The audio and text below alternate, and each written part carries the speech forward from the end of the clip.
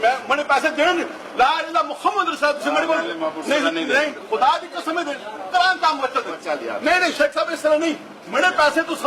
22 لاکھ نہیں کری آکشن نہیں آکشن سے لیتے شیخ صاحب نے اسپیکر کو جاؤ یا نہیں لیکن میرے بڑی پیسے دیو تسی میں حق لال کمائی منگنا پیا نہیں پیچھے یار تو نہیں یار تارے بھائی میرے 22 لاکھ روپیہ میرا جاپان تو میں حق لال کمائی شیخ صاحب نے دیتی ہے اے آکشن میرے نال گئے یا نہیں گئے پوچھو یا تو پیچھے میں نے پوچھو شیخ صاحب طارق صاحب نہیں صاحب بڑے پیسے دے رہے شیخ صاحب نے نہیں سمجھ جا کے پچھا کرو شیخ صاحب میں تمہیں ریکویسٹ کرنا میرے حق لال نے پیسے دیو بڑے پیسے میں لے کے گئے میں کہہ رہا سنو میں اپنی ریکویسٹ کرنا میرے پیسے دیو میں اور کوئی تمہیں مطالبہ نہیں کرنا میں مسلم میں اپنا جاپان تو شیخ صاحب میرے کو گڈی لے کے آج لا الہ الا اللہ محمد رسول Allah Sheikh Qasim Mahmood secretary general overseas انہاں کو لے گیا سی شیخ قاسم محمود نے میرے نال آکشن پہ جا ہوئے میں نال آکشن کھڑا ایک کمپین کار لے کے آلو تھی میرے کو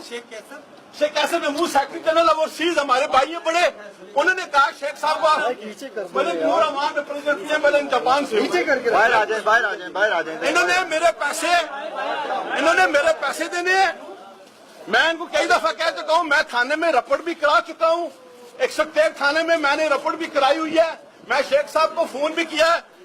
یہ طارق عزیز جو مجھے ابھی یہاں پہ میرے ساتھ تھے یہ ایئرپورٹ میں مجھے یہ ملے میں نے ایئرپورٹ پہ